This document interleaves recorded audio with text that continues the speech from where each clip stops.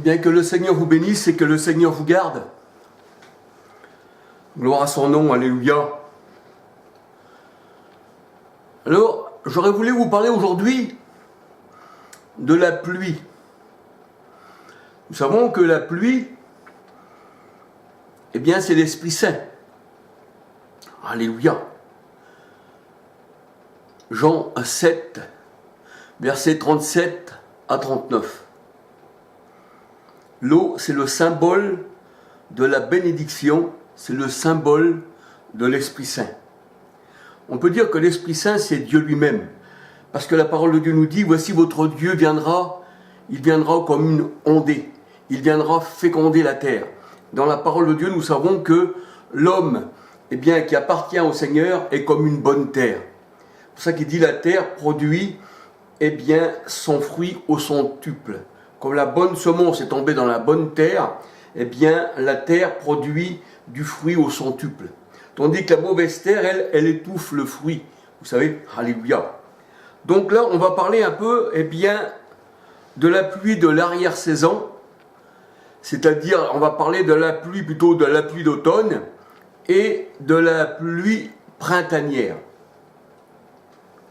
Alors, on va se laisser guider par la parole du Seigneur, toujours.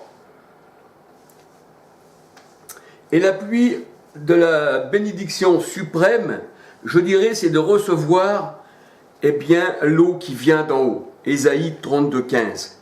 Et quand l'eau vient d'en haut, la parole de Dieu nous dit que cette eau-là, eh bien, la forêt reverdit et elle devient, le Seigneur a dit, le verger devient une grande forêt. Et où?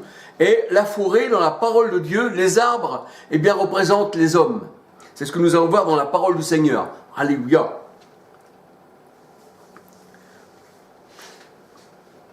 Et le Seigneur a dit la pluie qu'il envoie, en son temps, bien sûr, parce qu'il y a un temps aussi où c'est que le Seigneur, eh bien, il a déversé la pluie du printemps, et il y avait un temps aussi où il avait déversé, eh bien, la pluie d'automne. Et nous savons que quand on arrive en automne, eh bien, les arbres perdent leurs feuilles, perdent leurs fruits, et on peut même penser des fois que les arbres sont morts. Vous savez, l'hiver, c'est ça. L'hiver, c'est le froid. C'est là où rien ne pousse. Et quand vient le printemps, les arbres reprennent vie. Et il se fait des feuilles, et il se fait des fleurs, et les fleurs, eh bien, ce sont les fruits. Hein, c'est les fleurs. Quand on voit beaucoup de fleurs sur un arbre, on dit il y aura beaucoup de fruits, à condition que, eh bien, ces fleurs ne se font pas manger par les oiseaux, ou que le vent violent vient arracher, eh bien, les fleurs qui vont donner du fruit. Tout ça, c'est un symbole dans la parole de Dieu. Mais là, nous voyons que il y a la pluie de printemps et la pluie d'automne. Alléluia. Et la parole de Dieu nous dit que Dieu, eh bien, nous donne la pluie en son temps. Et la pluie en son temps, ça représente aussi la parole de Dieu, eh bien, qui tombe sur l'herbe. Le Seigneur a dit, ma parole, eh bien, elle descend sur l'herbe. Ma parole est comme une rosée qui descend sur l'herbe. Et l'herbe, eh bien, le champ là où il ne poussait rien, le Seigneur a dit là, eh bien, il pousse de l'herbe fraîche. Voyez-vous? Donc, on était un désert avant. C'est pour ça que le Seigneur a dit, eh bien, qu'il enverra la pluie et que le désert, eh bien, va refleurir. Il y en a beaucoup qui disent, eh bien, c'est le désert d'Israël qui va refleurir. C'est la Jérusalem actuelle, dans Galates 4, 21 à 31, qui est Sodome et Gomorrhe. Eh bien, on voit que celle-ci, le Seigneur, il l'a rejetée parce qu'il y a la nouvelle Jérusalem. Mais quand le Seigneur a dit, le désert va refleurir, parce que je mettrai des eaux dans le désert, eh bien, ça veut dire que, eh bien, c'est notre cœur. C'est dans notre cœur que tout va refleurir. On va devenir un homme nouveau. On va devenir un arbre qui porte du bon fruit. Pour ça que le Seigneur a dit, on reconnaît l'arbre à son fruit. Alléluia. Alors là, le Seigneur, eh bien, quand il donne la pluie en son temps, ça voulait dire que c'était, eh bien, au temps de l'Évangile. Il avait donné la pluie en son temps. C'est-à-dire, le Seigneur était venu en son temps et il avait donné l'Évangile. Alléluia. Il avait envoyé ses disciples et fait de toutes les nations, eh bien, des disciples. Matthieu 28, 19. Et le Seigneur a dit, ce sont des pluies de bénédiction. Ézéchiel 34, verset 26. La pluie de bénédiction. Et la pluie de bénédiction, eh bien, c'est la parole. C'est la parole qui descend dans le cœur, eh bien, du croyant. Alléluia. Deutéronome 32, verset 2. Ma parole est descendue comme une rosée, qui dit le Seigneur, et elle a fécondé la terre, et nous sommes de la bonne terre, qui dit le Seigneur. Deutéronome 32, verset 2. Et la parole de Dieu nous dit que quand Christ était venu, eh bien, c'était le temps où la pluie devait tomber sur la semence. C'est pour ça que le Seigneur dit qu'il est le semeur. Il a semé la bonne semence. Et livré, eh bien, ça c'est l'homme mauvais qui a semé ça, voyez-vous. C'est le diable, c'est l'adversaire. Et le Seigneur dit, lui, qu'il avait, eh bien, semé de la bonne semence. Et la parole de Dieu nous dit que sur cette semence, le Seigneur il fait tomber la pluie. Alors c'était le temps, eh bien, où Christ est venu. C'était la pluie de printemps, où la pluie est tombée sur la semence. Ésaïe 30, verset 23. Ésaïe 30, verset 23. Et c'est vrai que ce temps où la pluie est venue, c'était une pluie de printemps, c'était là où tout renaissait, c'était l'homme nouveau, c'était un esprit nouveau, c'était la nouvelle Jérusalem. On peut dire que c'était la pluie de printemps. C'était le temps de l'évangile. C'était là où le Seigneur avait dit à ses disciples, il avait dit à ses disciples, il y a fait de toutes les nations, et bien des disciples. Matthieu 28, 19. 1 Timothée 2, verset 6. 1 Timothée 2, 6. Et Éphésiens 3, verset 5. La parole a été dite en son temps. Tite 1, verset 3. Et la parole de Dieu nous dit que c'est au jour accompli, eh bien, que Christ est venu dans le monde pour sauver ceux qui étaient perdus. Le Seigneur a dit, je suis venu chercher ma brebis qui était perdue.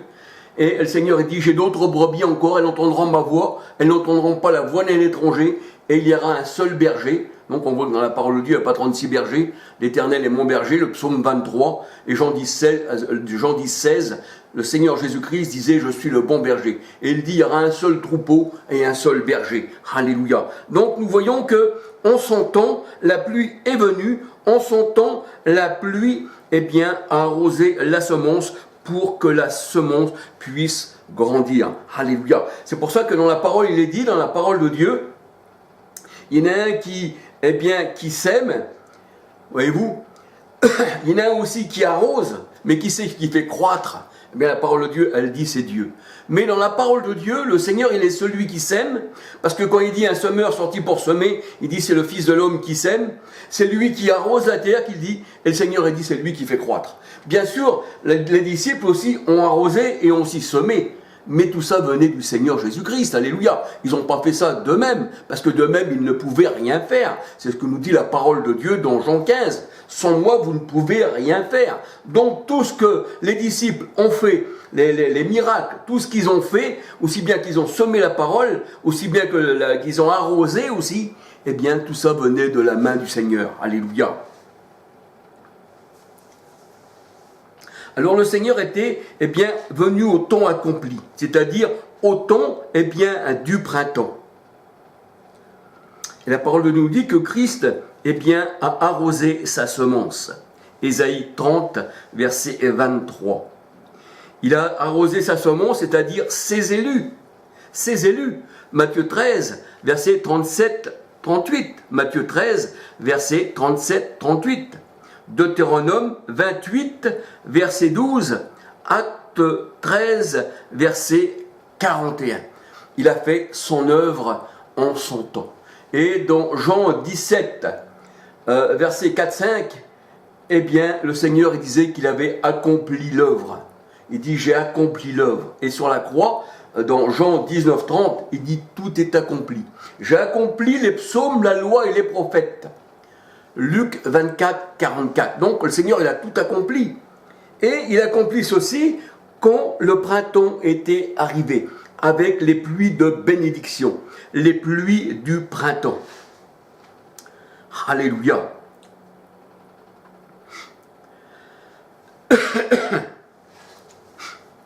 La pluie du printemps, eh bien, quand le Seigneur est venu, et qui nous a donné la pluie du printemps, qu'on regarde dans Acte 2, versets 1 à 21, eh bien, c'était l'Esprit Saint. C'était ça la pluie du printemps.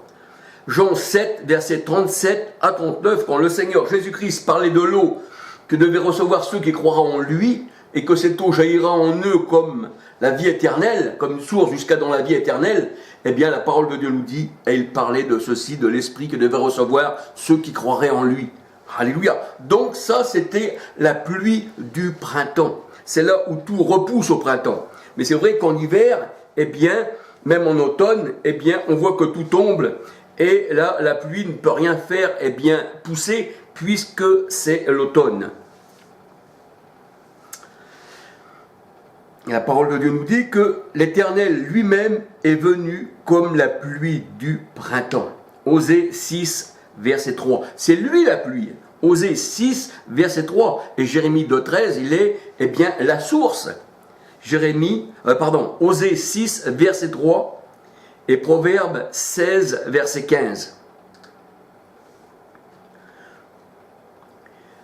Alors le Seigneur, il est venu comme, eh bien, la pluie du printemps, mais il n'est pas venu comme la pluie d'hiver. Pourquoi? Parce que la pluie d'hiver, la pluie d'automne, représente la loi de Moïse, représente les pharisiens, représente tous ceux qui ont rejeté le Seigneur. On peut dire aujourd'hui même que ça représente aussi les sectes, tous ceux qui ne connaissent pas le Seigneur. On va se laisser encore guider dans la parole du Seigneur, bien sûr, alléluia. Alors c'est vrai que cette pluie, eh bien, d'hiver, eh bien, elle est passée, la parole de Dieu nous dit. Cantique 2, versets 10 à 17. Cette pluie d'hiver est passée. Cantique 2, versets 10 à 17. Pourquoi? C'était la loi de Moïse. Et cette loi-là est passée. Malachie 4, verset 4, Éphésiens 2, 15. C'est ce que nous dit la parole de Dieu. Le Seigneur, eh bien, il a fait maintenant une nouvelle loi, un homme nouveau. Et il dit, les choses anciennes sont passées, voici toute chose est devenue nouvelle. Alors le Seigneur, il est venu, eh bien, comme la pluie, sur un terrain fauché, mais qui, par la pluie abondante, et que le Seigneur, il a arrosé la campagne. Et vous savez que la campagne, qu'on parle de campagne dans la parole de Dieu, qu'on parle des champs, qu'on parle de campagne, qu'on parle de village, ou c'est bien des arbres des champs, eh bien ça représente les païens. Parce que le mot païen, ça veut dire le mot pays, ça veut dire campagne. Et il y a une certaine époque, eh bien les gens des campagnes ne recevaient pas la parole. Les gens n'allaient pas annoncer la parole dans les petits villages, dans les campagnes. C'était trop loin, ils allaient dans les villes. Alors on les appelait, puisqu'ils n'avaient pas reçu la parole, on les appelait les païens, les gens des campagnes. Voyez-vous? Mais là, la parole de Dieu nous dit que la parole du Christ, eh bien, elle a été aux extrémités de la terre. Alléluia. Alors le Seigneur, eh bien, il devait venir, eh bien, comme une pluie bienfaisante pour arroser les champs des campagnes. Il viendra comme une ondée, la parole de Dieu nous dit. Psaume 72, versets 6-7. Et la parole de Dieu nous dit que le terrain fauché, c'est-à-dire le désert où il ne pousse rien, eh bien, avec l'ondée, avec la rosée du ciel, eh bien, il reverdit. Il revient vert. 2 Samuel 23, verset 4. 2 Samuel 23, verset 4 et Deutéronome 32, verset 1, 2, 3, 4. Deutéronome 32, verset 1, 2, 3, 4. On peut lire aussi Osée 14, verset 5. C'est pour ça que quand le Seigneur vient dans un cœur, eh bien, il y a en lui la vie. Le Seigneur Jésus-Christ, il disait, je suis la vie. Et celui qui croit en moi est passé de la mort à la vie. Et là, on voit que en automne, sur les arbres, eh bien, les arbres n'ont plus de sève, ils n'ont plus de feuilles, ils n'ont plus de fruits, ils n'ont pas la vie. Et ça représente la loi de Moïse. Ça représente le ministère de la mort, qui est écrit dans la parole de Dieu, dans 2 Corinthiens 3, dans 2 Corinthiens 3, verset 7, 9, le ministère de la mort, le ministère de la condamnation. Ça, c'était la loi de Moïse. Ça, c'est des arbres eh bien, qui ne portaient pas de fruits. C'était l'automne. Ils avaient reçu la pluie, oui, sur eux, hein, mais c'était une pluie d'hiver. Et là, nous avons reçu la pluie du printemps. Et la pluie du printemps, eh bien, c'est là où les arbres repoussent. C'est là où tout repousse. La vie reprend vie. Alléluia. Parce que pourquoi? Cette pluie-là, c'est Christ. Et quand Christ arrive dans nos cœurs, eh bien, il nous donne la vie. Mais en hiver, ce qui représente la loi de Moïse, eh bien là, Christ n'y est pas. Au contraire, quand il est venu chez les siens, la parole de Dieu nous dit, Christ la vie, eh bien, ils l'ont rejeté. Ils ont préféré les ténèbres. Donc, ils ne pouvaient pas avoir la vie. Alléluia.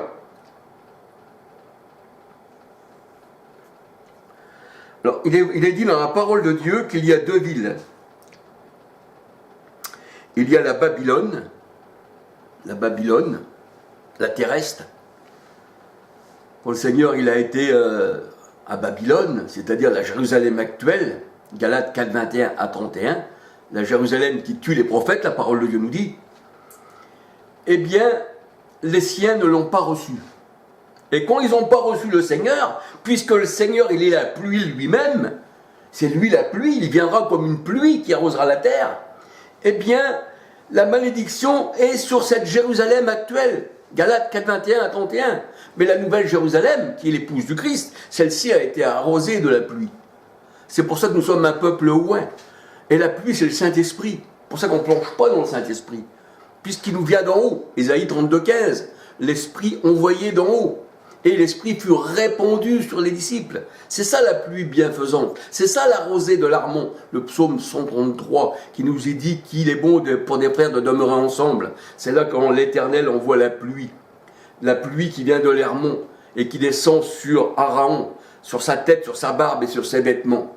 Eh bien, on voit là que cette pluie-là, c'est l'Éternel lui-même. Jérémie 2,13. Moi, la source d'eau vive, ils m'ont abandonné. Donc la pluie n'est pas venue sur eux, et la parole de Dieu nous dit que si la pluie n'est pas venue sur eux, ils sont encore dans la malédiction. Tandis que nous, la pluie est venue sur nous. Cette pluie du printemps, celle qui donne la vie, où tout repousse, et qui nous donne, eh bien, à avoir du bon fruit en nous-mêmes. Alléluia. Parce que c'est là que les arbres poussent. C'est quand la pluie du printemps arrive, on voit que le fruit, eh bien, l'arbre donne de la fleur, et la fleur du fruit. Alléluia. Donc on voit que, eh bien, il y a une ville qui a été, eh bien, on va dire, bénie du Seigneur, et une autre ville, eh bien, qui n'a pas reçu l'eau sur elle, et elle est maudite. C'est ce que nous dit la parole de Dieu. Ça ne vient pas de moi, hein, alléluia, parce que la parole de Charles ne vaut rien, mais la parole de Dieu, eh bien, c'est la vie, alléluia. Alors c'est vrai que cette ville qui n'a pas reçu, eh bien, l'eau sur elle, Apocalypse 17, verset 5, 18, la parole de Dieu nous dit, c'est la grande ville. Apocalypse 17, 5, la grande prostituée. Apocalypse 17, verset 5, 18. La Jérusalem terrestre. Galates 4, 21 à 31 et Apocalypse 11, verset 8, qui est Sodome et Gomorrhe. Tandis que la Jérusalem d'en haut, Apocalypse 21, verset 1, 2, 9, 10, eh bien, a reçu l'eau du ciel. Et nous voyons ceci à la Pentecôte, où les disciples furent tous remplis du Saint-Esprit. Et c'est pour ça que le Seigneur a dit dans les derniers temps, dans les temps de la fin, eh bien, je répondrai de mon esprit sur mes serviteurs et sur mes servantes. Alléluia. Acte 2, verset 4 à 21. Alléluia.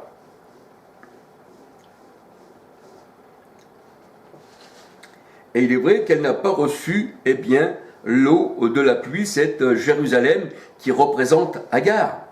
Amos 4, verset 7. Amos 4, verset 7. Et la Jérusalem d'en haut, elle, eh bien, elle a reçu l'eau. Et c'est pour ça qu'il dit pour Jérusalem actuelle, dans Galates 4, 21 à 31, eh bien, comme l'eau n'a pas été répandue sur toi, tu es encore dans ta souillure. Ézéchiel 22, versets 24 à 25. Ézéchiel 22, versets 24 à 25. Et on peut regarder aussi dans Nombre 19, 19 à 21. Comme l'eau de purification n'a pas été sur toi, la parole de Dieu, elle dit, tu es encore impur. Et c'est pour ça que le Seigneur Jésus-Christ nous disait dans sa parole, dans Jean 3,5, il faut naître de l'eau de l'esprit. Parce que quand il y a certaines traductions qui nous disent faut naître de l'eau, d'eau et d'esprit, c'était une mauvaise traduction. Tandis que la parole de Dieu nous dit, la parole, la traduction qui est vraiment la bonne traduction, c'est faut naître de l'eau de l'esprit. Parce que comme nous avons vu, l'eau qui descend sur nous, c'est Dieu lui-même. Donc faut naître, et comme Dieu est esprit, Jean 4, 23, 24, eh bien il faut naître de l'eau de l'esprit, mais pas de l'eau et de l'esprit. Ça c'est une fausse traduction. Jean 3, 5. Éphésiens 5, 26, lavé par l'eau de la parole. Et ma parole sera comme une eau, comme une rosée qui fécondera la terre, dit l'Éternel. Le Seigneur il a donné la fécondité à la terre par sa parole, par sa rosée, par son esprit. Parce que la parole de Dieu, la parole et l'esprit, eh bien, ça veut dire la même chose. Dans Matthieu 12, 28, il est dit que Jésus chassait eh bien, les mauvais esprits par l'Esprit Saint. Matthieu 12, 28 et Matthieu 8, 16 nous dit que Jésus chassait les mauvais esprits eh bien, par sa parole. Ça veut dire que c'est pareil. Et Luc 11, 20 dit que c'est le doigt de Dieu. Alléluia. Donc nous voyons que, eh bien, il y a une Jérusalem qui n'a pas reçu l'eau, donc elle est impure, et il y a celle qui a reçu l'eau, donc celle qui est pure. Et le Seigneur a dit, celle qui a reçu l'eau, elle est sans tache ni ride. Ça veut dire qu'elle est lavée par le sang de l'agneau, et ni ride, ça veut dire qu'elle ne vieillit pas, ça veut dire qu'elle est éternelle. Le Seigneur a dit, vous êtes passé de la mort à la vie, et je vous ai donné la vie éternelle. Donc on n'a pas de ride,